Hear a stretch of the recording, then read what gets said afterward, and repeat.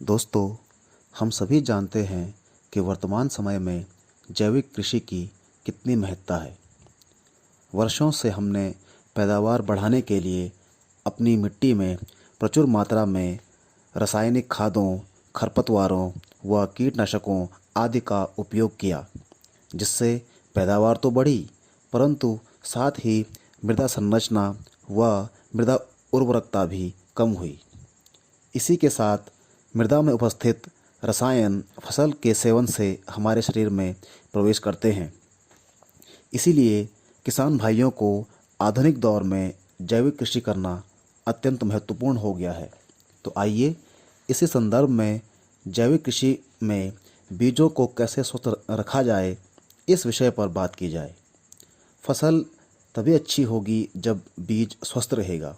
इसके लिए बीजों के लिए बीजामृत बनाने की विधि को सीखते हैं। तो किसान भाइयों, 10 किलोग्राम बीज के उपचार के लिए हमें सामग्री चाहिए। गाय का 500 ग्राम ताज़ा गोबर, गोमूत्र चाहिए 400 मिलीलीटर, चूना 5 ग्राम और पानी 2 लीटर। इसी के साथ हमें चाहिए खेत की मिट्टी 1 मुट्ठी, सूती कपड़ा 1 मीटर, एक बर्तन और लकड़ी। तो आइए किसान भाइयों, अब बीजामृत को बनाने की विधि सीखते हैं।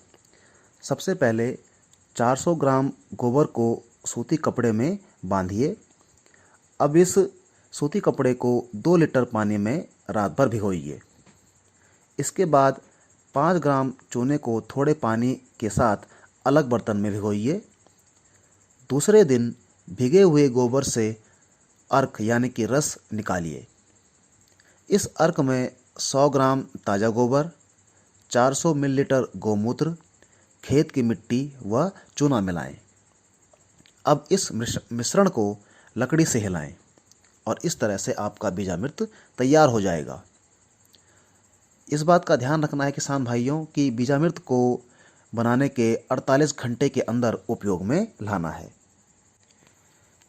बीज के उपचार के लिए सबसे पहले आप बीजों को पत्थर पर फैलाएं और उन पर उंगलियों से बीजामृत लगाएं। इसके बाद बीज को छाया में सुखाएं और अंत में ये जो बीज है अब ये बुआई के लिए तैयार है।